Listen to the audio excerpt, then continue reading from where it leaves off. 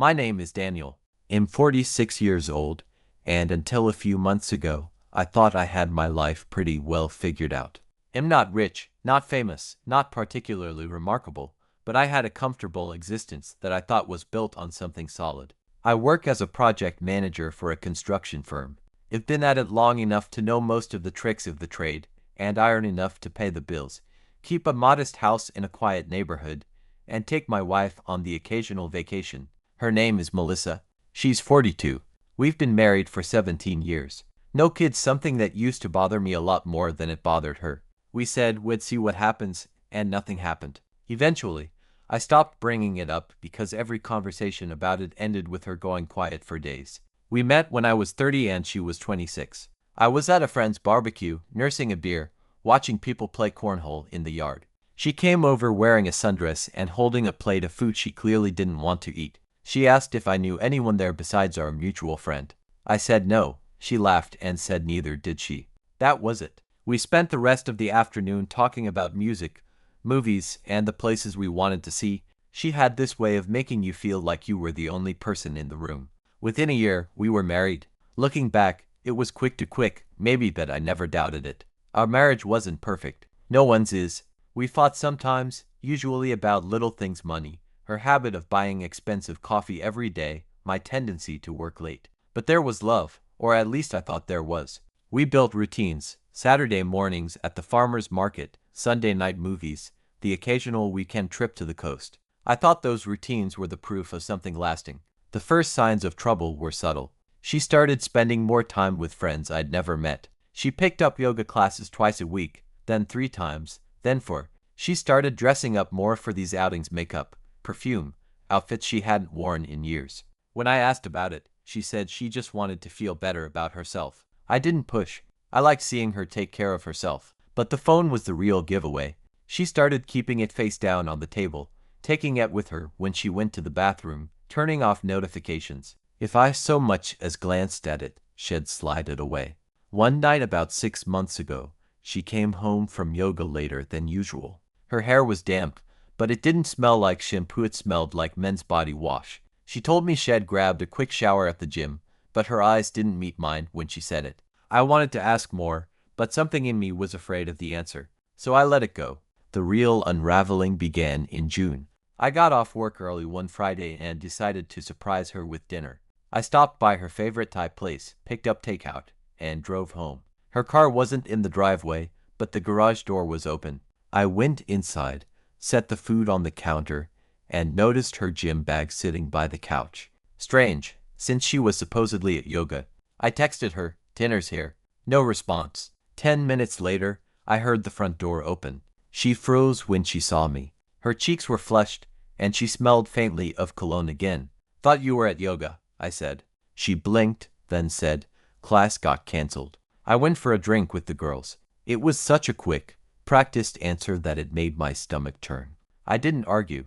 We ate in silence. That night, I couldn't sleep. I lay there listening to her breathe, wondering how many times I'd been lied to without realizing. A week later, I found proof. She was in the shower, and her phone buzzed on the nightstand.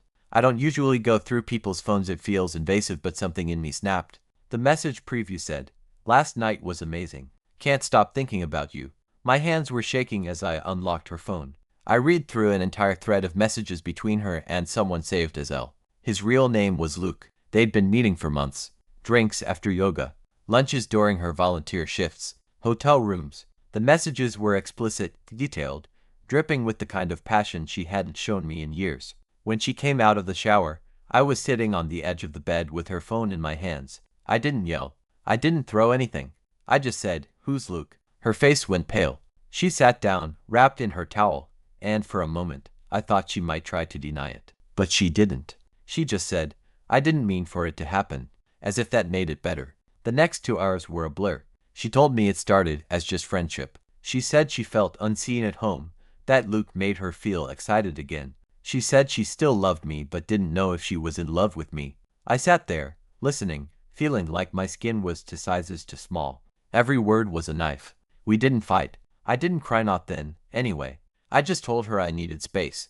I slept in the guest room for the next week. She kept trying to talk, to explain, but I couldn't hear her without replaying those messages in my head. Eventually, she moved in with her sister for a while. That was 3 months ago. I'm still here in the house, surrounded by the ghost of our life together. Her coffee mug is still in the cupboard. Her scarf is still hanging by the door. I haven't thrown them out, but I can't bring myself to use them either. I've started going for long drives at night, just to avoid sitting in the silence. People keep telling me I should move on or find someone new. Maybe I will, but right now, I'm stuck between the life I thought I had and the reality I can't unsee. I keep wondering how many smiles were fake, how many I love yous were rehearsed. I wonder if she ever thought about me when she was with him. I wonder if she's with him right now. The hardest part isn't the betrayal itself. It's knowing that the person you trusted most, the person you built your life around, was living a separate life right under your nose. It'll heal. I know I will, but it'll never be the same. And maybe that's the real cost of what she did, not just the end of our marriage, but the end of who I was before I knew. I didn't sleep much in those first weeks after she left, not because I was crying or pacing the floor like in the movies, but because my brain wouldn't shut up. I'd lie there staring at the ceiling, replaying every year of our marriage like a movie on fast forward. Random scenes kept jumping out. Melissa sitting across from me in that tiny diner we loved, stirring her coffee. Melissa curled up on the couch reading, her feet tucked under her. Melissa laughing so hard at some dumb joke I made that she snorted. It freezed the frame and wonder, was that real? Or was she already pulling away even then? I started drinking more than I should. Not enough to lose days or miss work, but enough to blur the edges. Whiskey on the rocks became a nightly ritual. I'd pour one, sit on the back porch, and just listen to the neighborhood dogs barking, sprinklers hissing, the occasional car passing by. It's funny how quiet the world feels when you've been hollowed out from the inside. About a month after she left, I ran into one of her friends at the grocery store. Not a close friend of mine, but someone who'd been at our house for barbecues. She looked at me like she wanted to say something but didn't know if she should. I asked how she was doing, and she said fine, then hesitated and added, "Melissa's complicated right now." I could feel my jaw tightening. I wanted to say, yeah, I know, she's been screwing a guy named Luke for half a year, but I didn't. I just nodded and pushed my cart down the aisle. That's when it really hit me. This wasn't just between us anymore. Other people knew. Maybe not all the details, but enough. I wasn't just betrayed, I was pitied. 2 weeks later, she called. Her voice was tentative, careful, like she was approaching a wild animal. She said she wanted to meet and talk. I agreed, mostly because I wanted to see her face when I asked her the questions that had been eating me alive. We met at a coffee shop halfway between her sister's place and mine. She walked in wearing the same perfume she used to wear when we first dated. For a second, my chest tightened in that old familiar way, but then I remembered why we were there. We sat down. She started with small talk. How was work? How was the house? I cut her off. Are you still seeing him? Her eyes flicked down to her cup. Yes. Just like that. No hesitation, no apology. Yes. I asked her if she loved him. She said she didn't know. I asked if she'd been unhappy for a long time. She said she didn't want to hurt me, but yes. She talked about how we'd grown apart, how I was always tired or distracted, how she needed more spark in her life. I listened, and I understood some of it. Hell, I even agreed with parts. But none of it justified the choice she made. She could have told me. We could have tried to fix it. Instead, she went behind my back and built this secret life. The conversation ended with her saying she thought it was best if we took a break to figure things out. I told her there was no break. We were done. I didn't raise my voice. I didn't beg. I just said it as a fact. She looked like she wanted to cry, but she didn't. We stood, hugged awkwardly, and walked out in opposite directions. That was the last time we spoke face to face. Since then, I've gone through phases. First came the numbness, then the anger, then this weird, quiet acceptance. I still think about her every day, but it's less like missing her and more like touching a bruise just to see if it still hurts. I started therapy, something I never thought I'd do. My therapist told me betrayal trauma can actually rewire your brain for a while, make you hypervigilant, suspicious of everyone. She's not wrong. I've caught myself reading too much into casual conversations, looking for signs of dishonesty in people who haven't given me any reason to doubt them. The nights are the worst. The bed feels too big, the silence too heavy. I've started sleeping with the TV on just for the background noise. I've also started jogging in the morning, something I haven't done since my 20s. It's partly to keep my mind busy, partly to wear myself out so I can sleep. Funny how heartbreak makes you try to rebuild yourself in ways you wouldn't have considered before. A few weeks ago, I heard through mutual acquaintances that Melissa and Luke are officially a couple now. They've been seen at restaurants, holding hands, laughing. At first, the image burned like acid in my chest. But then something strange happened. I realized I didn't care as much as I thought I would. Not because I'm over it, but because I'm starting to see her clearly. She's not the person I thought she was. She's someone who chooses the easy thrill over the hard work of fixing what's broken. And that's not someone I want to spend the rest of my life with.